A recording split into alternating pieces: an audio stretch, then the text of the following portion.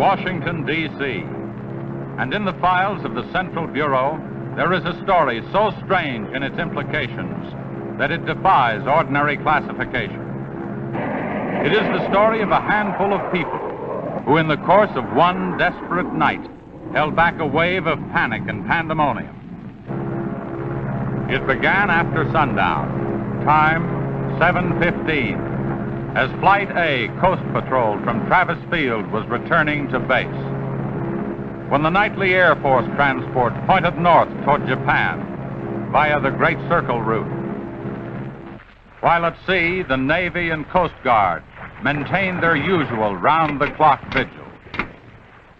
And from the equator to the Arctic, the radar network swept the skies with eyes that never sleep. Time 7:19.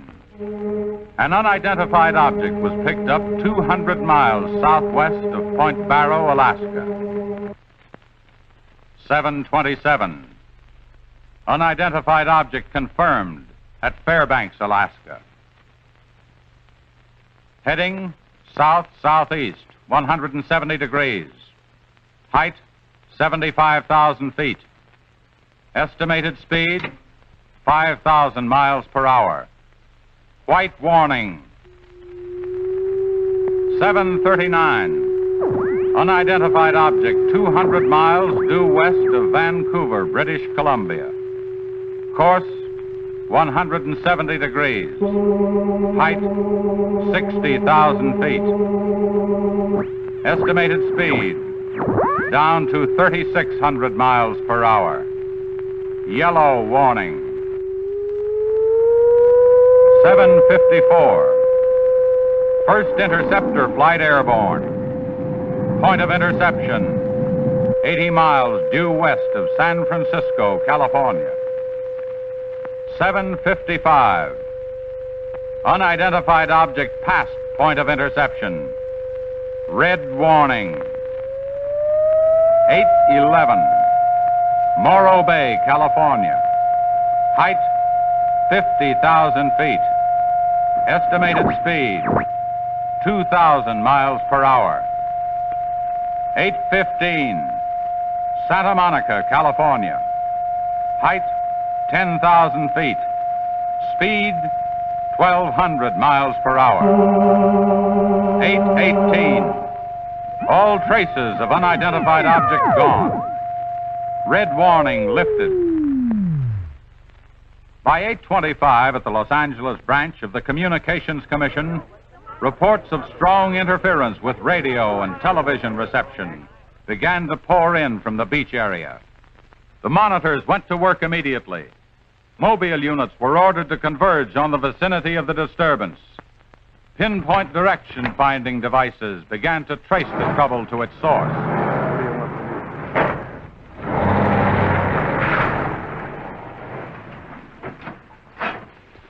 This is Mobile 1, Hazen speaking. We're at Ocean and Beacon Way, interference strength 2, bearing 27 degrees. Over. Mobile 1 from center, roger. Over. Mobile Center from Mobile 7, over. Go ahead, Mobile 7. This is Mobile 7. With Pacific Center and Beach 4. Interference strength 3, bearing 39 degrees, over. This is Mobile Center, roger. Stand by. Mobile 1 and Mobile 7. From Mobile Center, point of interception estimated 3 miles north of surf. Repeat, 3 miles north of surf. Acknowledge. This is Mobile 7, roger. Mobile 1, roger. Mobile 7, roger, we're going out. Okay, Charlie, let's get moving.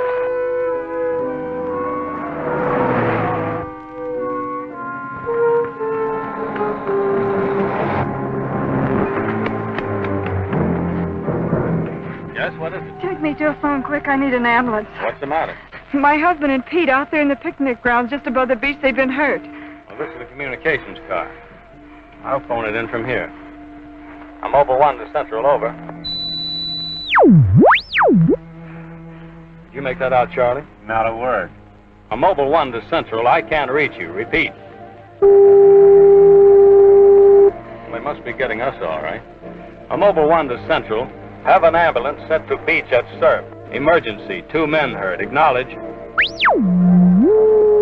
Roger and out. I'm sure they'll be here soon now. Tell us what happened. Oh, this man, he just kept coming at us. It was awful. Who? I don't know. He was wearing a suit like a diver. Hurry, please. They're hurt. Charlie, you better wait here. I'll go down and take a look. The young woman's hysteria became obvious as they reached the picnic grounds at the beach. There was no sign of the mysterious intruder, and little could be done for her husband and their friend until the ambulance arrived.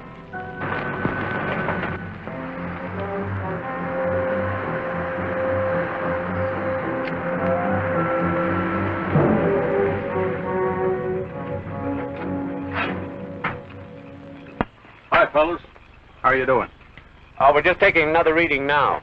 What happened down there? The police took the girl and one of the guys to the station. What about the other one? Well, he's on the way to the morgue. That was her husband. You're right on the button, Charlie. 44.7. Report back to Central if you find anything else. All right. Charlie, grab that portable and check the beach, will you? Got it right here. I'll pick you up right here in about an hour. Where are you going? Police asked me to drop by the station and sign a report. I'll see you later. If you don't, you know where to look for the body.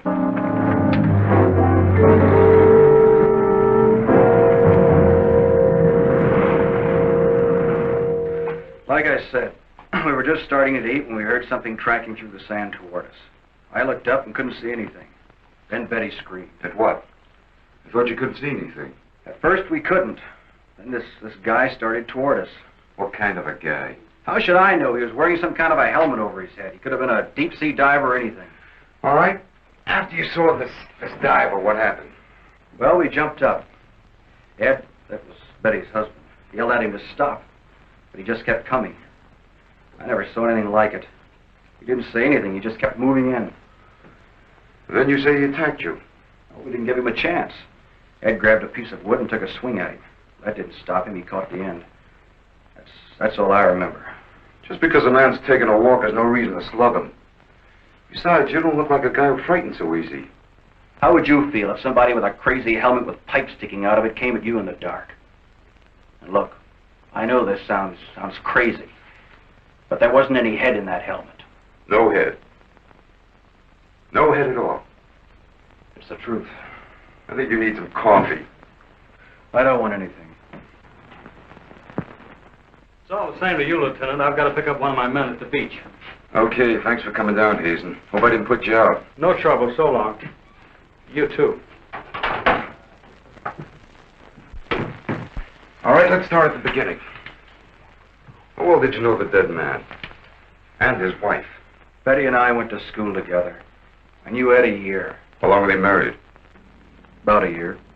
Wasn't her husband a little older than she? I don't know. But you said you and Mrs. Evans went to school together. And you never discussed anything personal with her? She did mention he was older, yes. How much? 15, 20 years. What difference does that make? That wasn't too hard now, was it? Where do you live? 629 and a half East Palm Court. Why? That's where the Evans live, isn't it? Yeah, I board with them. You do, huh? Now, Mrs. Evans is a good-looking woman. What are you trying to say?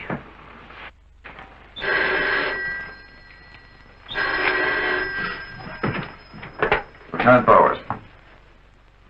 Where? Yeah, I got it. I'll leave right away. Bit of a murder. Near the beach. Keep an eye on this guy until I get back. What do you mean? You'll stay right where you are. At least until Mrs. Evans feels well enough to talk. What do you want from her? Oh, I just want to see if your story checks with hers. After all, you went to school together, remember?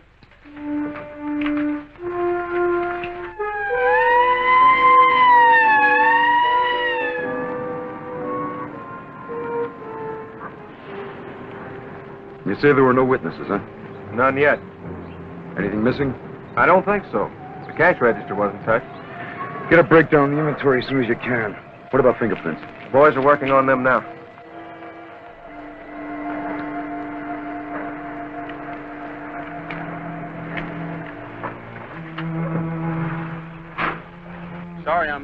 What kept you so long? The lieutenant asked me to hang around a while.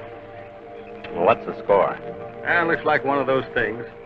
Pretty girl, older husband, young boarder. Kid claims some guy without a head knocked the old man off. You don't say. Anything else? Yeah, he had a diver's outfit with horns. No. He's going to have to do better than that. How are we doing? I took a reading about 10 minutes ago. The radiation is going out with the tide. What about the radio phone? It's working fine again. I just got a call from Central.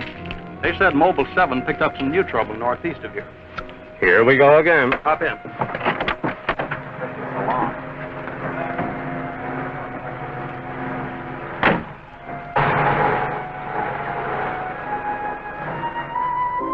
Who reported this murder? There he is there. He lives next door. His name's George Nelson. Hey, Mr. Nelson. Yes, sir. Come here, will you? I'm Lieutenant Bowers, homicide. You found this body? That's right. He must have just locked up for the night when this happened. How do you know that? Well, he usually does around this time. What were you doing here? I was sitting home watching the fights on TV, and all of a sudden the thing started acting up. What has that got to do with it? Well, you don't know the set. You know, it wouldn't work at all when I came home to supper. Then all of a sudden it cleared up fine. So I thought, well, I'll get set to look at the fights again, and all of a sudden out it goes again. So I thought maybe the battery station down here was overcharging the circuit, and so I came down to take a look, that's all. Hey, don't you ever quit work? What's up this time?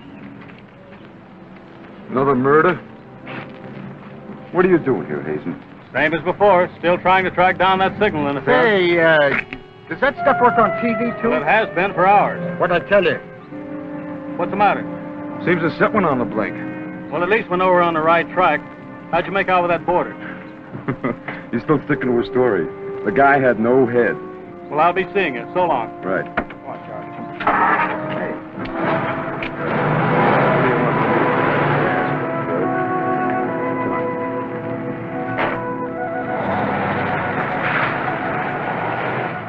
And so the communications team resumed its mission to track the mysterious interference to its source. Via accurate readings taken at regular intervals by stationary and mobile units, it was determined that the disturbance was moving in a northeasterly direction. By 10:34, Mobile Center had pinpointed the disturbance at the edge of the Huntington oil fields. Units 1 and 7 were instructed to close in.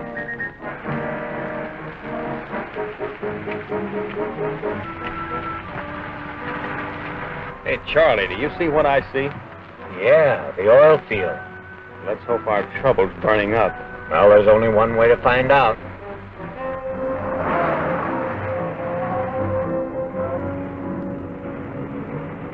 Look, Sarge. 2 murders and an explosion in one precinct is big news. Now, come on, you can't pin it all on the young boarder. Or can you?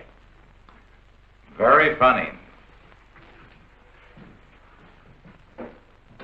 Yeah? I'm Hazen of the Communications Commission. Oh, the lieutenant's waiting for you. Thank you. What's a wheel? You heard the man, Communications Commission. Tell me, this kind of interference happen very often? Never anything like this. It's on the move all the time. Means some harm with the transmitter in the car. It's not a transmitter. We don't get a definite disturbance, just interference. And you have no idea of what it is, huh? Not yet. How are you making out? Not so good. You were here when I questioned that boy about the murder at the beach. Did you get anything more out of it? Yeah. Come on with me. You might want to see this.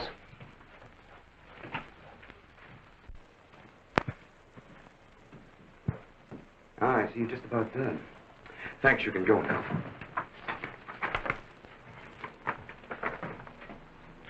Are you sure this is what the man looks like? What do you say, Betty? Well, just about, only I think the tubes were a little lower down. And you still insist there was no head inside the helmet? I'm positive there wasn't. What about you? Well, it was dark. I couldn't swear to it. Thanks, that'll be all. You mean we can go now? Yeah, for the time being. Just stick close to home. I may want to see you again tomorrow. We'll be there. Come on, Betty. Kind of changed your mind about those two, haven't you? Yeah, I guess I have. Hey, look, bring in the old man, will you? Don't tell me you believe this story about this whatever it is. I know, it sounds as phony as it ever did. But Oh, sit down, will you please? You're the watchman at the Huntington oil fields? Oh, yes, sir. I've been with the company for over 22 years, sir. Yeah. Will you tell Mr. Hazen here exactly what happened? Well, sir, like I said before, I was just closing the gate for the night when I saw this fella coming up. I was never so scared in my life. Yes, go on. Well, it wasn't the man so much as the suit he was wearing. Well, he wouldn't stop when I hollered at him. He just pushed his way right in through the gate and walked right up to the tank. Now, you carry a gun? Did you try to stop him? Oh, well, he was much too close to the tank. I was afraid to shoot. So I thought I might call for help. Just as I got to the shack, the tank blew up. Oh, you should see the sight. Yeah, sir, can you give us a description of this man? How would you say he was dressed? Well, sir, like I said before, he wore a sort of pliers, not outfit, with a helmet attached to it. How tall was he? Oh, he was a giant of a man. And he had tubes sticking out of that thing, that helmet he wore. Can you tell us what his face looked like?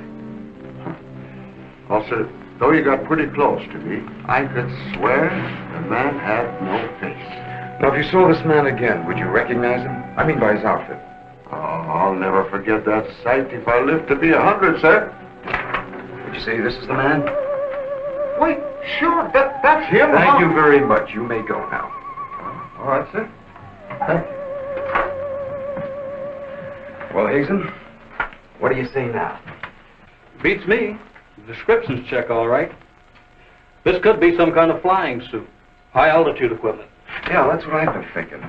Well, how do you explain that stuff about the missing head? No, we can discount that. These people were frightened. It's night. Nobody really took a close look at it. I guess you're right. But whoever he is, that outfit doesn't look like one of ours. Of course, he could have been dropped by parachute. You mean sabotage? I think we better wire a report to Washington, see what they say. You can use our teletype. I'll tip off the LA police to be on the lookout for something unusual. Hey, wait a minute. What about the press? Oh, I don't think they know too much now. We better keep it that way for a while at least, till we find out whether our friend is still around here. Well, if he is, I think we can find him for you. My hunch is that he's carrying something around that's causing all this disturbance, whether he knows it or not.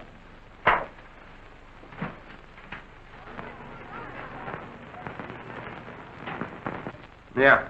Kill that page 1 lead. They let the boarder and the girl go. How do I know? Maybe the lieutenant thinks that the guy in a flying suit knocked off the husband. Nah. No, not a chance. Not a chance of an exclusive on that picture. They're making a blanket release in the morning. Oh, there's a guy from the Communications Commission in there now. Yeah, I'll call you back later if there's anything new. Okay.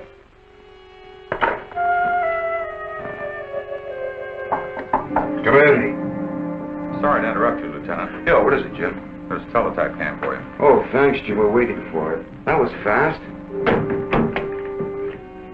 Well, here's our answer. Looks like they never sleep in Washington. Says to contact a Major Andrews, care of Dr. Wyatt, director of the Griffith Institute. Hey, it's kind of late. Maybe I'll give him a call. While you're at it, I'll go out the car and check in with Central. Okay.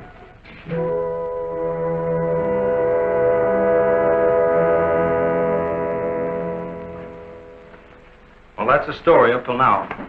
We got in touch with Washington. They told us to contact you here. Very interesting. What do you think, Doctor? When I see something like this, I understand why you gentlemen might have thought sabotage was involved. Lieutenant, are you sure there were no traces of this saboteur, this X-man, found after the explosion in the oil field? Fire department went over every inch of the area.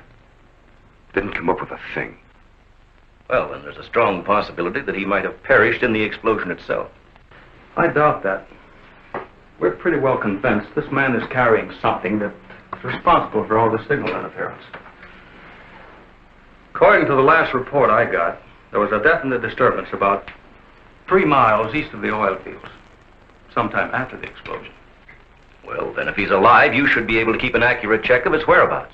Not that easy. As a matter of fact, we lost contact about 3/4 of an hour ago. Maybe he realized you were trailing him and got rid of whatever he had that was causing the disturbance. In that case, there's nothing much my department can do to help you. I guess it's up to us. Unless you have some suggestions. Well, let me think out loud for a minute.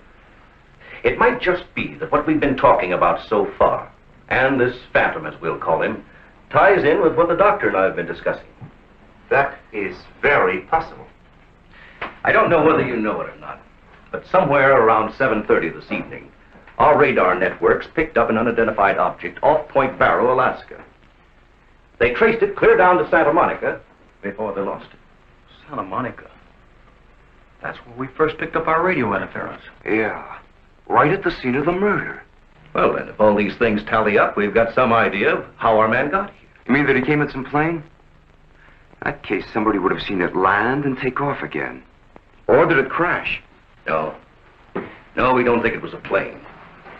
No rocket or jet that has been built so far can attain the speeds of 5,000 miles an hour, particularly for such a great distance.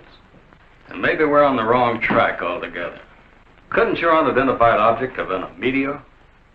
They travel at a terrific speed. Yes, fast enough for most of them to burn themselves out the moment they hit the Earth's atmosphere. And did it occur to you that meteors are not very likely to travel horizontally, all the way from the North Pole to California? If it wasn't a meteor, or a flying missile of some type, how do you figure this phantom ties in? We're not sure that he does. I don't care what you say, but it doesn't make sense to me. Anybody trained in sabotage would stay undercover. This guy's walking around in a monkey suit, killing people. Excuse me, Dr. Wyatt. Is there a Lieutenant Bowers in here? Oh, yes. What is it, miss? There's a Mr. Wakeman from the Chronicle here to see you. Wakeman here? And what does he want? Well, there's only one way to find out. Before you go, Lieutenant, I don't believe you have met my assistant, Barbara Randall. Well, hello. Hello. It's Mrs. Randall, Lieutenant. I'll be right back. Barbara, you know the Major? Of course. And this is Mr. Hayden of the Communications Commission. How do you do? Well, I see you are working a little later tonight than usual. Yes, my husband's teaching a late class, and he won't be able to pick me up for a while.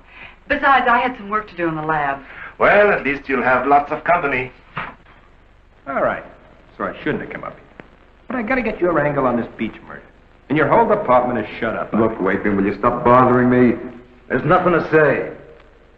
If you got an exclusive story from that Evans Damon or Border, then you know as much as I do. Yeah, but that still doesn't explain anything about the guy without a head. Come on.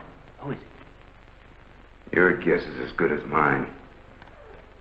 You mean you let those two kids go without knowing that? I don't buy it. Well, I did. Well, then you must have an awful good reason.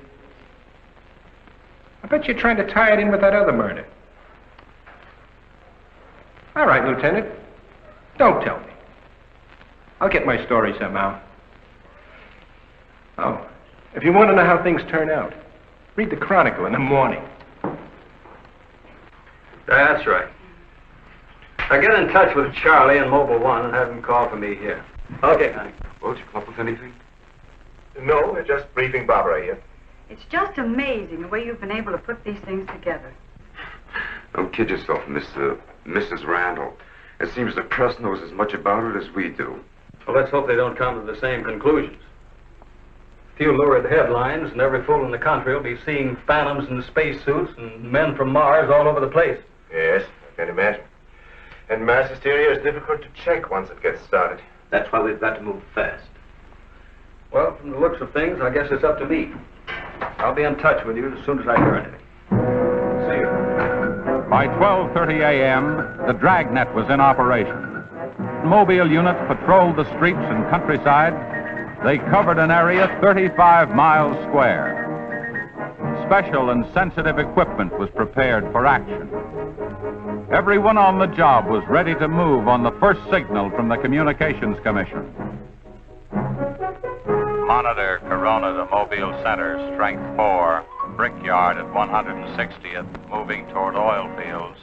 Contact your units. Over and out. Units 1 and 7 from Mobile Center. Units 1 and 7 from Mobile Center. Strength 4, interference at 160th in the oil field. Moving due east. Close in.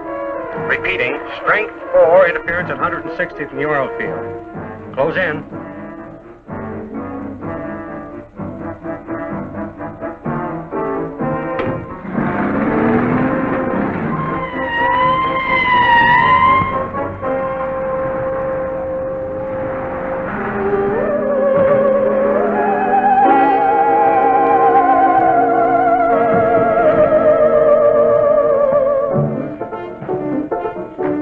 you're here, Joe. Just got here, trying to set this up. What gives, Hazen? It's in this area, all right. I thought the Geiger counter. Thank you, Doctor. Why don't walk over those oil fields? Well, it doesn't register as far as the oil field. I think we'll do better if we split up, man. Right, Lieutenant. You two go that way. Lieutenant, out here. Vince. Joe, you follow him. Come on, Doctor. And you? Oh, forget it.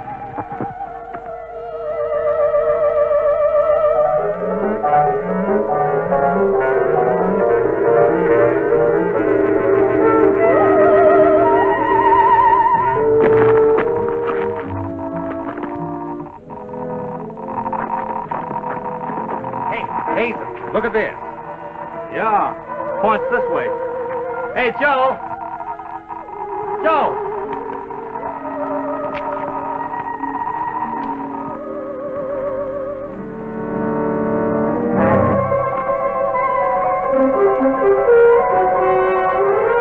Hazen!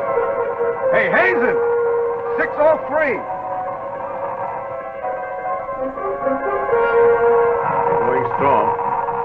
That's it, Doctor.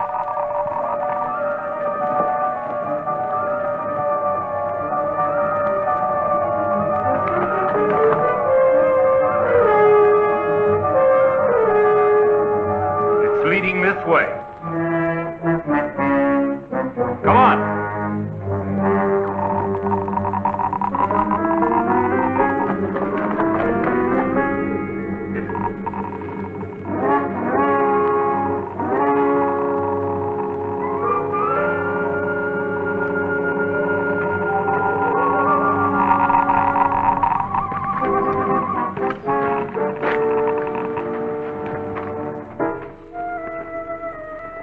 It's this way. Come on.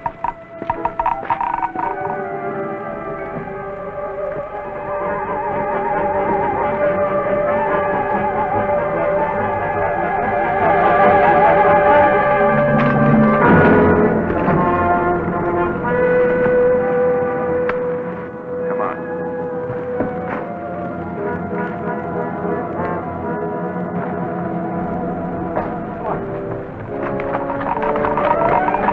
Going strong. Good. That's right. Checks with me. Sure does. He's here. We saw him. There he goes. Come on.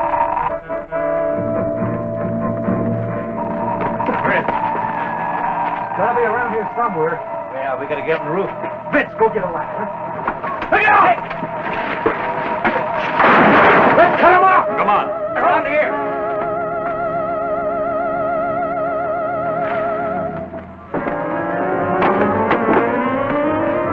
Anybody see him? There he is.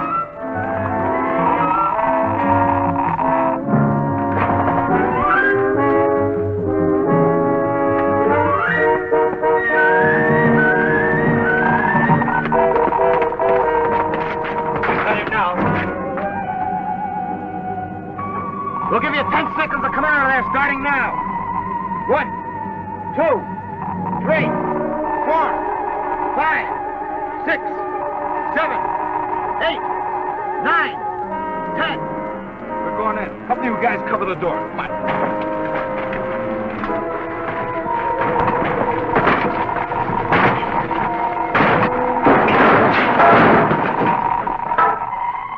Why, there's nobody in here. Possible. We saw him come in. Maybe he went out of the window. We won't get very far. Don't touch anything till we check for fingerprints. Oh, Doctor, over here. He left his suit and his helmet. Hey, let's spread that thing out so I can get a good shot of it. Keep away, you fool. What's the matter? For your information, that's a Geiger counter, and it says hands off. I think you'd better wait outside. I just have a job to do. So do we. And I'm afraid ours will have to come first. Well, there's no radiation from the helmet. But look at this. So that's what's been causing all the trouble. Charlie, you know where we can pick up a lead-lined box in a hurry? Well, Mobile 7 should have one. They're right outside. I'll take a look. Hurry it up, will you? Unbelievable. Now, we all thought that this phantom might be carrying some device which was causing all the signal interference. But to learn that it's due to the very clothes on his body. That's not the only thing that bothers me. Did any of you get a good look at his face? Not me. He's too far away. Well, I did. Unless I'm mistaken, that helmet was empty. Hey, where am I going to put this stuff? Oh, put it in Dr. Wyatt's station. Yeah, we take it back to the Institute. Right. Quite honestly? No, that's all right. You can handle that.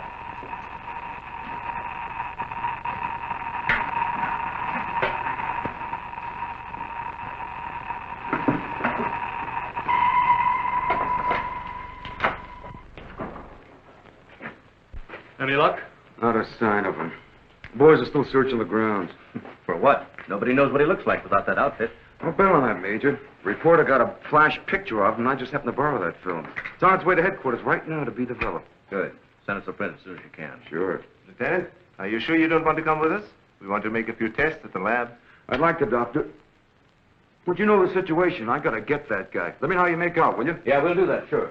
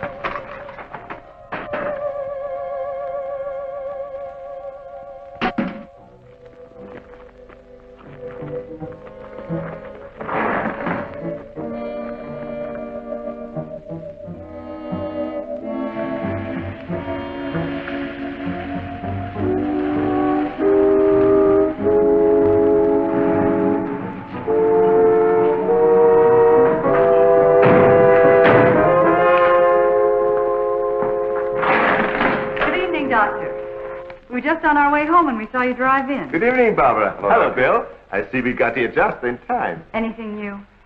Lots of excitement, but that's all. Major, you know Barbara's husband? Oh, of course. How are you? How are you? Hey, it's a nice-looking dog you've got there. What's his name? His name? Venus. Say, Bill, I hate to ask this, but something important has come up, and I wonder, can we borrow Barbara for about an hour or so? I suppose so. Of course. Darling, why don't you go and do the shopping? Here's the list. The market's open all evening. I may as well. See you later, darling. I'll take the dog and tie her up. Thank you, Bill. Good night. Good night. I'll give you a hand with it. Oh, thanks, Doc. Easy now. Look out for your fingers. All right. Look out now. Don't drop it. Venus, come back here! Venus, come back here!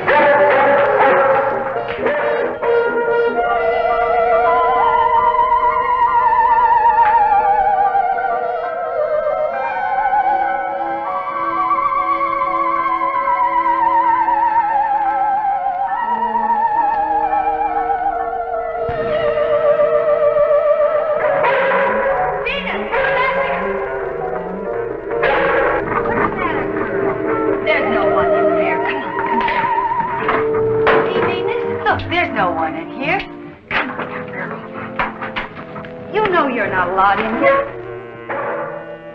Venus, I said be quiet. Come on, girl.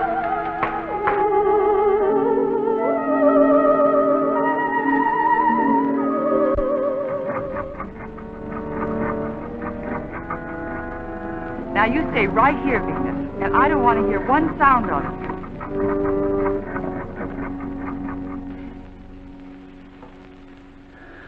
You were right, Doctor. There are no fingerprints anywhere. What's all this? Hey, don't touch anything. You better put some gloves on. Our friend, Mr. X, left this suit at the oil refinery. You mean you were that close to him and you didn't catch him? I'm afraid so. That's up to the police now. Hand me those shears. I want to cut up this material to work with it.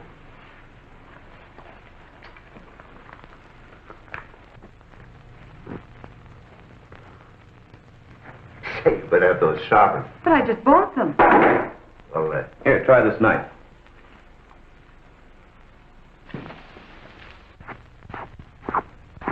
That still won't cut. Let me try.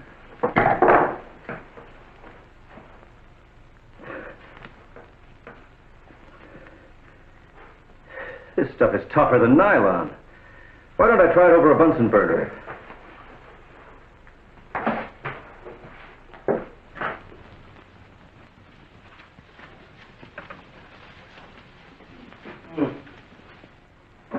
It doesn't burn either.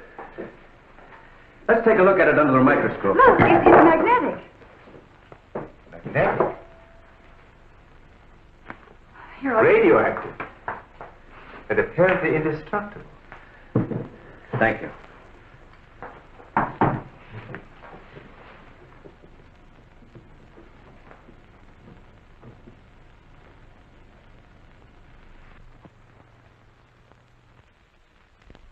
What's the matter?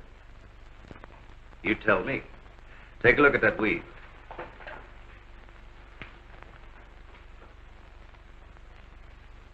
What weed? There is none. This material is one solid mass. May I see it?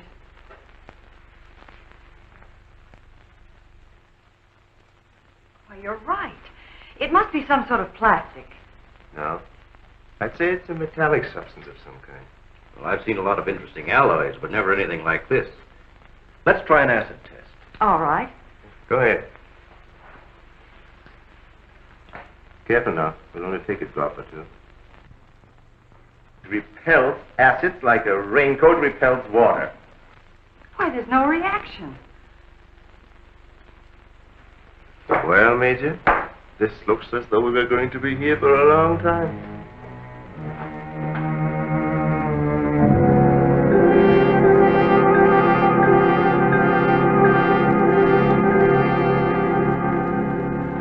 Now we have it. The helmet is not radioactive. The suit is. There is no doubt. This spacesuit is conditioned to function above 63,000 feet. The human blood would boil, resulting in the body expanding to twice its size. And death, of course. I know. And it must withstand pressure and counterpressure. Also, it must be so supercharged it can function in thin atmosphere. Now, let's see what it is that is left in this breathing apparatus. Well, how are you doing?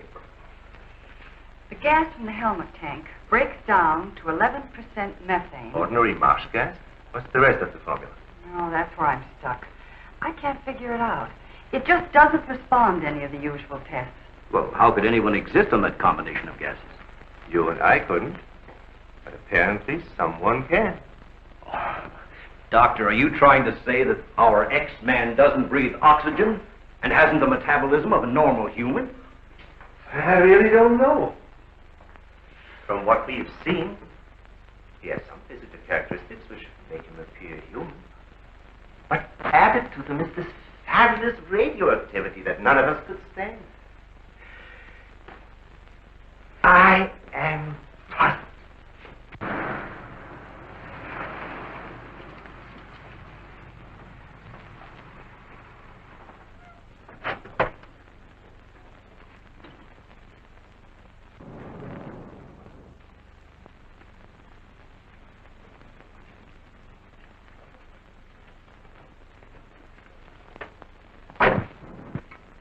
I think the answer lies right here in this helmet.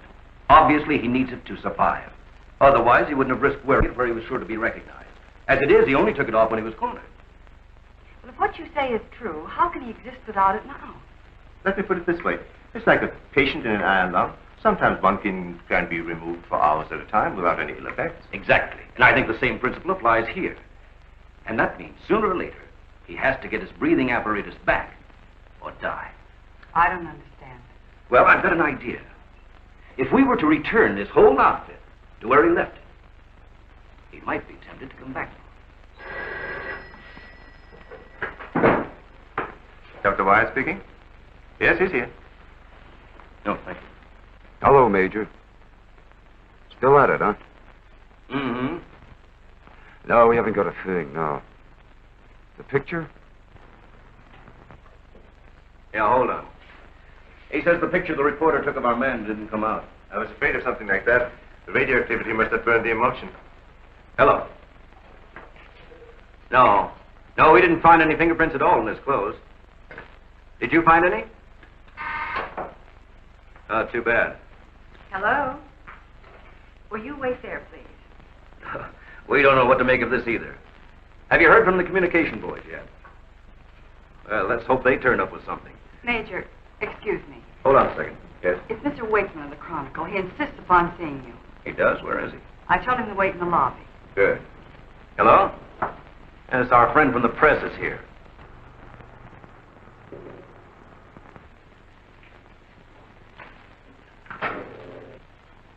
Don't worry, I wouldn't dare let anyone in on anything. At least not till we get something concrete. Right. All right, I'll see you later. Well, I guess I'd better see this newspaper man. Want to come along, Doctor? I think I will.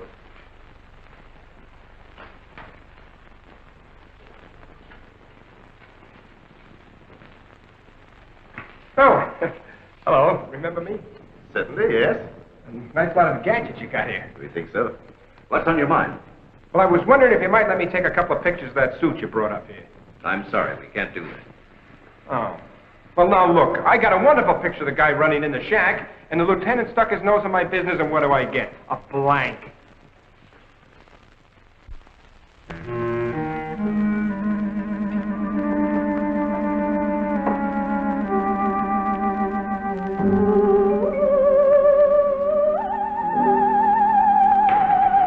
Is that you, Doctor?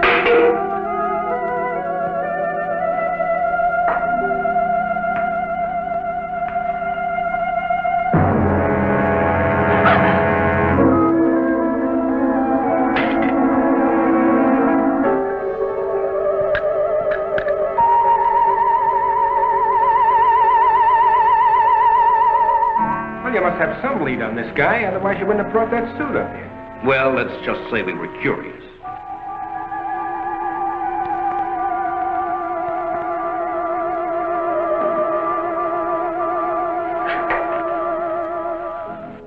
Hello, Bill. My back so soon? Isn't Barbara through? I don't know. If she's still in the lab, why don't you go up and see? Thanks, I will.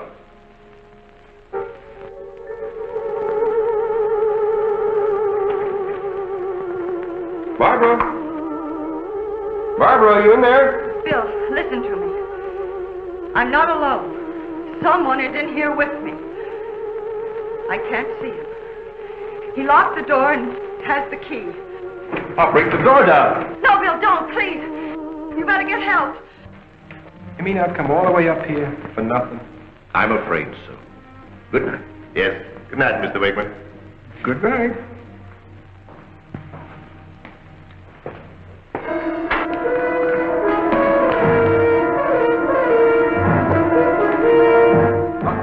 Major, come quick. What's the matter? What's the matter? Where's Barbara? In the lab. The door's locked and there's someone in there with her.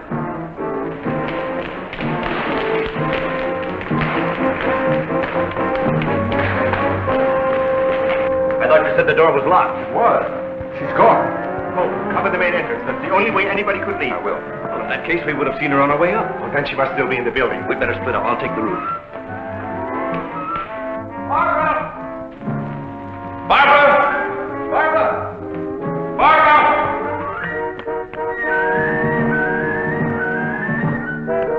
Barbara! Barbara! Where are you? Barbara!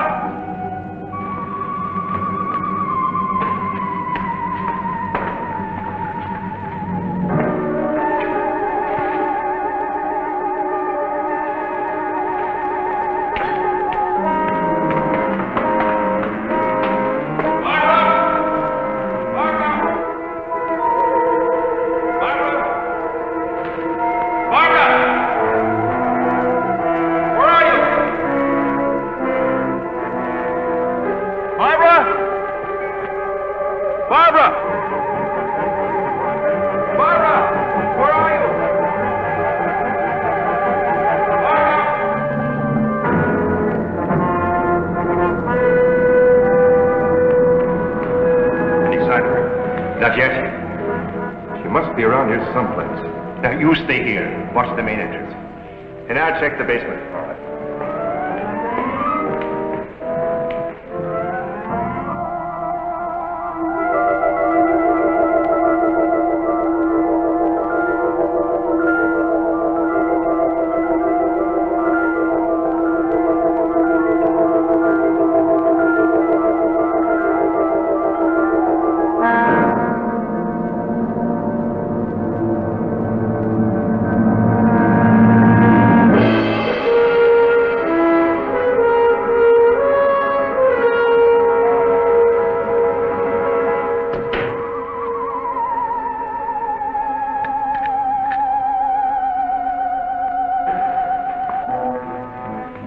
She's not up there. Where's the doctor? He went down to the basement. Here he comes. You didn't find her? No. I'd better call the police. But there's no telling what could happen to her in the meantime. Now, take it easy. We're doing the best we can. But she said she was locked in, and she couldn't see who did it. Can you explain that? No. Not yet.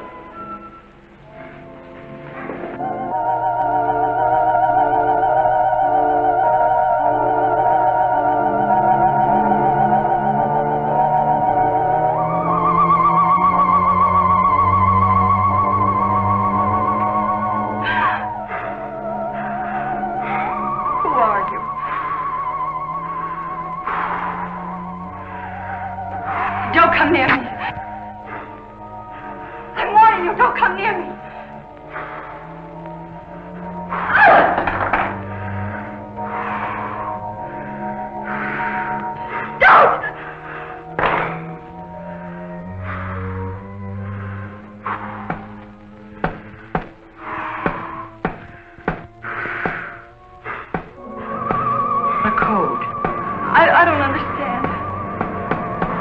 You're trying to tell me you need it to breathe, and there isn't much left in the tank. 1, 1, 2, 1, 1, 2, 3.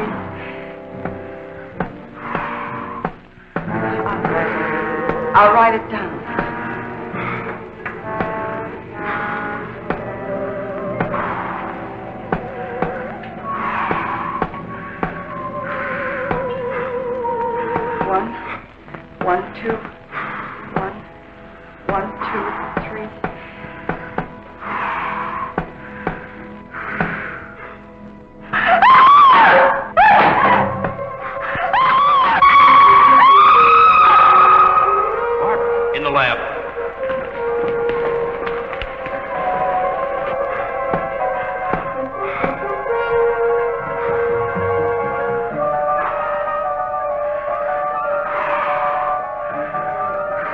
Please don't.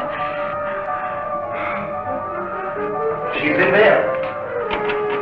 Barbara! I can see his hand from the ultraviolet lens. I'm sure it's Darling, are you all right? I think so. I'm looking for him. I just saw him, so he must be in here.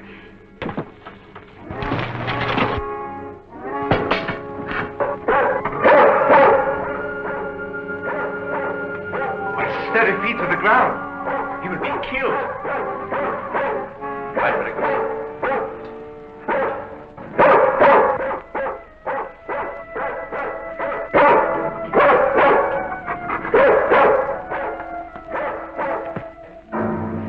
It was frightening. I couldn't see him. I didn't know what to do. Come here. Quick. Disintegrated. This is amazing.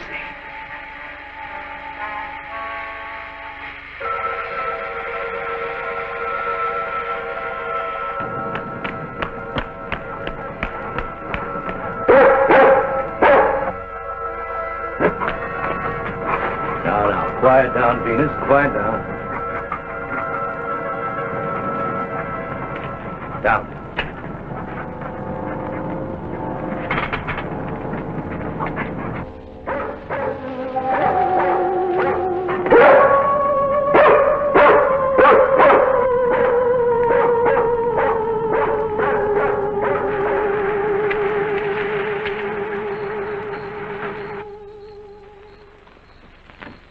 Mobile Center for Mobile 1, come in, please. This is Mobile Center. Go ahead. Get hold of Major Andrews or Dr. Wyatt at the Institute. I want to talk to either one of them. I will do. Stand by, Mobile 1. Dr. Wyatt speaking. Oh, yes, Mr. Hazen. Yes, we're still at it. Lots and lots of excitement, but nothing definite yet. Have you anything to say? The trouble seems to be just about gone. We get a flash in the direction of the observatory once in a while, but I figure that's because of the outfit you're testing. Yes. Lieutenant Bowers ought to be here any minute. Of course. How long will it take you to get up here? Good. See you then.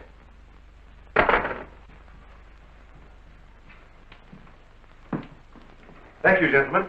Put it down here, please. Barbara, putting that cord in over there. Now you're going to see. I have to resort to ultraviolet light in order to show you what little there is left of the spacesuit.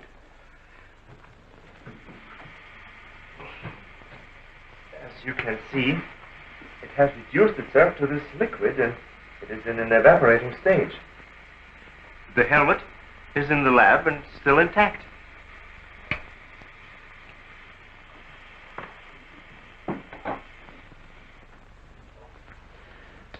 This is amazing. All the radiation in this suit would be fatal to a normal human being wearing it. Of course. And furthermore, our respiratory system could never simulate gases such as we have found in that breathing device. Well, then we have to assume our so-called X-Man carried his own atmosphere with him. Excuse me. But as a matter of curiosity, why do we refer to this thing as a him? I thought it was invisible. Under normal conditions, yes. Yet, Mrs. Randall did see the imprint of a large foot and a masculine hand under ultraviolet light. How do you explain that? I don't know, but the human body is composed of various elements with a carbon base. Like coal? Yes. Now, suppose we maintain the same chemical composition in the body of the X-Man, but substitute silica for carbon. Silica, that's glass. Exactly. Now, it is possible that the body with such a base, if it were subjected to an atmosphere foreign to its origin, might appear invisible to our eyes. Are you trying to say, Doctor, that we're not dealing with a human being? I didn't say that. On the contrary, all the evidence points in the opposite direction. Toward a superhuman with an intelligence far superior to our own. How can you tell? First of all, Mrs. Randall saw that he has a hand with digits like our own fingers and a thumb opposing. That alone is a sign of intelligence. And he comes from a civilization that has developed adequate space transportation to enable him to travel to Earth. We have nothing yet that can reach even another planet in our own solar system. That could account for the unidentified objects picked up by radar a few hours ago. My theory is that the spaceship, or whatever it was that he came in, operated on the principle of magnetic rather than atomic propulsion, and that somewhere in the outer limits met with a condition where the Earth's gravity pulled it down and it fell into the ocean, and that he managed to save his life and reach shore. You really can pick up any type of communications interference, no matter how weak the signal may be. Sure thing. We were on his trail from the minute he left the beach. I never knew you carried such sensitive instruments in your car.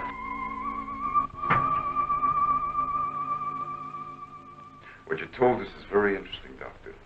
But I've got to make an official report to headquarters. Are you willing to be quoted that the criminal we're after is a creature from another world? All I can say is, we know that our Earth is not the only planet capable of sustaining life in one form or another. You can quote that. All I've got to go by is some footprints in a hand. That isn't much. No fingerprints, no description, no nothing. And we're after a killer. Has it occurred to you that our X-Man has no apparent motivation for his acts, and might therefore not be an intentional criminal at all? You have a point there. Hey, wait a minute. Come to think of it, the young boarder we suspected, he did say that the girl's husband threw the first punch. So? So that could have been enough to provoke the strange creature. And the same could have happened at the second murder. Sure. What about the fire in the oil fields? Evidently, our man sensed the presence of some gases, which he thought might be utilized in his breathing apparatus. Yeah, that could account for his presence at the oil refineries, where something went wrong, causing the explosion. Too bad he got wise to us and took off his uniform, or we'd have been able to catch up with him by now.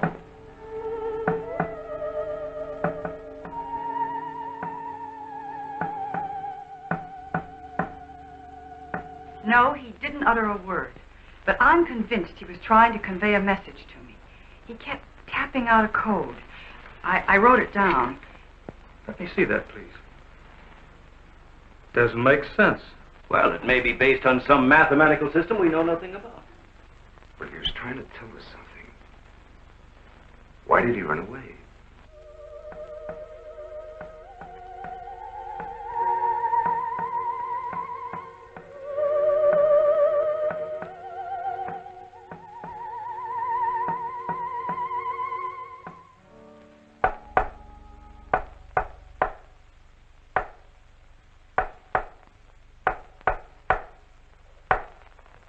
What do you think of that? Hell, Hazen must be crazy sending out stuff like that. I guess so. Why don't you try and get a hold of him?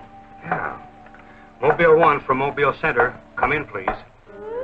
Mobile 1 from Mobile Center. Come in, please. Mobile 1 from Mobile Center. Come in, please. Hey, that's Central calling.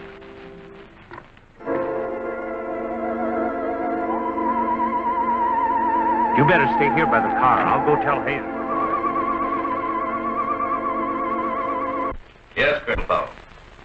Of course, I'll mail you a complete report first thing in the morning. Yes, sir, thank you. Oh, and I'm awfully sorry to disturb you so late at night. Right, good night, sir. He's around here, this invisible guy. He was in the car. How do you know? I was talking to Randall outside when I heard Central calling. Before I could get over to answer, I saw the door open and shut by itself. He's desperate. For all we know, he could be trying to send a distress signal to his home base, wherever that is. Well, let's hope he doesn't get through. We've got enough problems with just one of those guys. Well, at least we know he's surrounded the vicinity, and it's obvious what keeps him around. Of course. He's got to come back for what little gas there is left in his helmet. And when he does... Oh, please, the most important thing is to take him alive.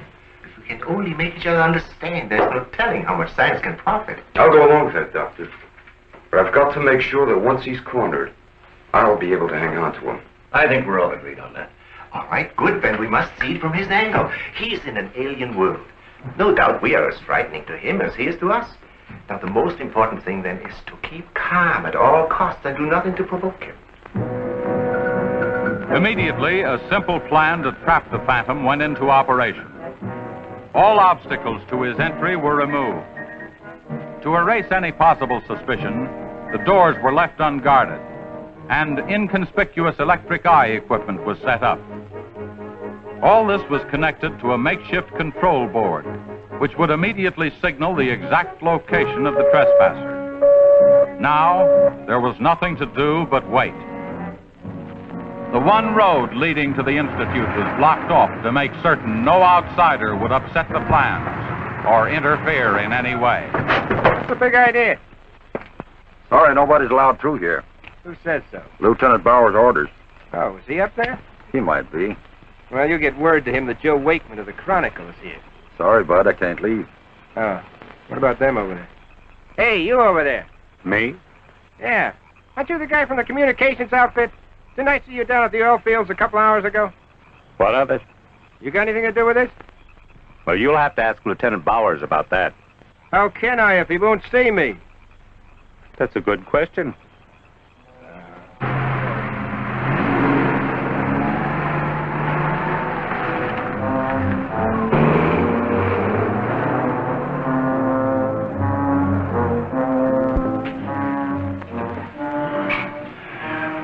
Well, it's 3:45. Sure taking his time. Time is cheap. Yeah, well, how long can you sit on the edge of your chair like this? Oh, dear, if we have to. Well, we hope this mechanism works. It will, unless he flies in between the wires. I wouldn't take any bets that he can't. Well, if everything else fails, we still have Venus here to help us. You know, I'm certain she sensed his presence before. That's why she carried on so.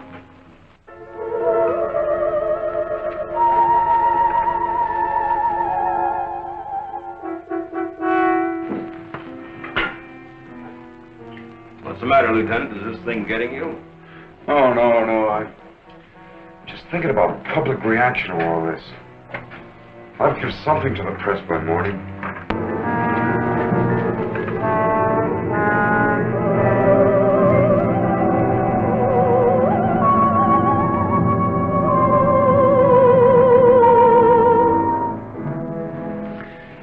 Ever since I was a kid, I wanted to be a pilot. Then after I got my wings and had had 75 missions, I thought I'd seen everything. Now, after all this, I know I haven't seen anything. He's here. The back entrance. Let's head him off. Remember, now, take it easy. Don't crash.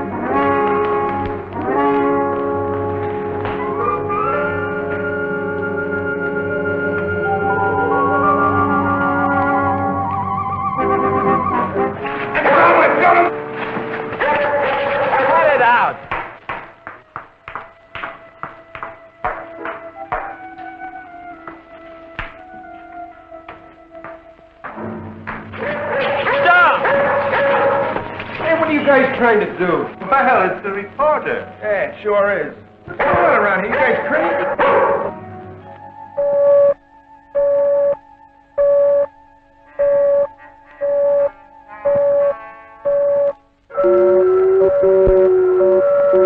How'd you get in here? Oh, that don't make any difference. Come on, what's up? What's going on?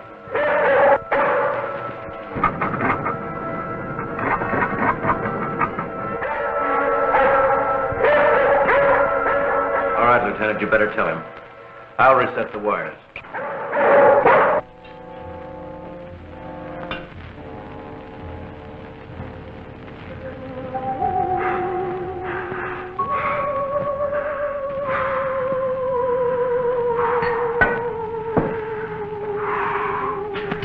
Don't be afraid. We want you to live. Don't you understand? Can't you speak? Can't you say something, anything, in any language?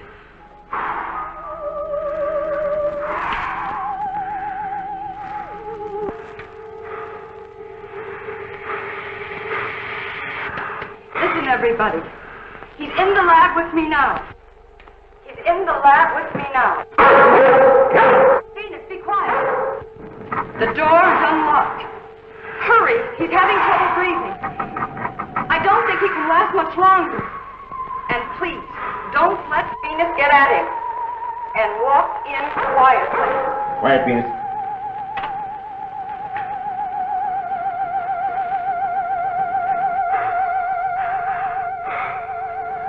It's unbelievable.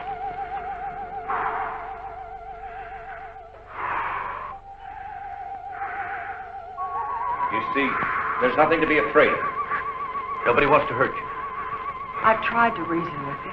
I feel he understands, but he can't speak. Wait a minute, I'll try his code. I think I remember it right.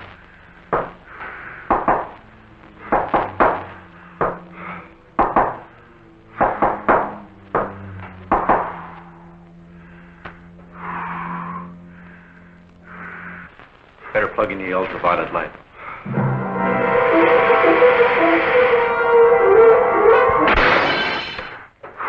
Oh, you scared him.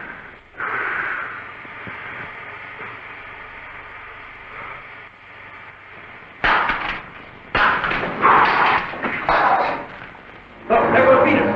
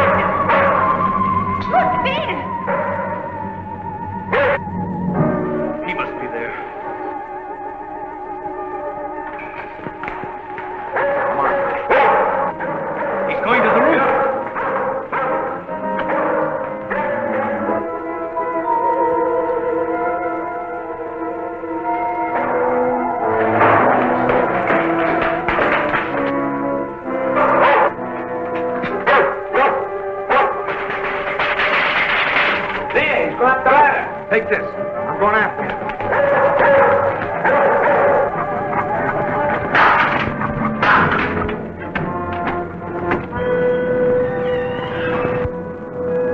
The door. In here by the big telescope.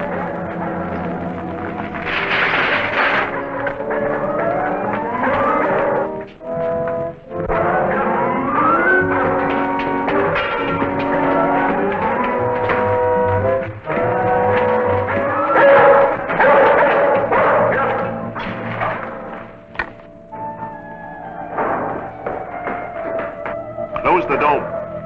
The switch is over there.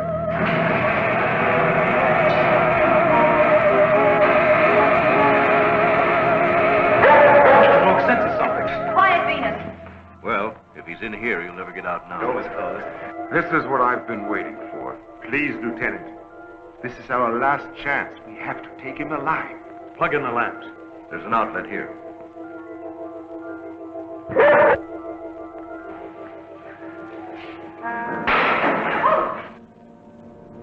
He must be up there.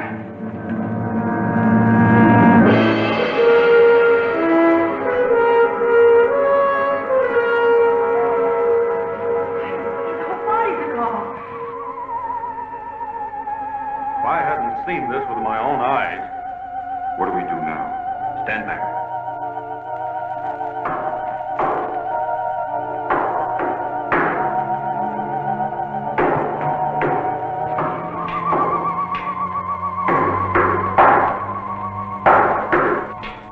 Amazing. This code again. Look. He's trying to speak, but no sound is coming out of his mouth. Look at Venus. She acts as though she hears him. Yes. Dog can hear sounds that we can. His voice must be beyond the range of the human ear. Maybe he's screaming. He's suffocating. The glow, it's almost gone.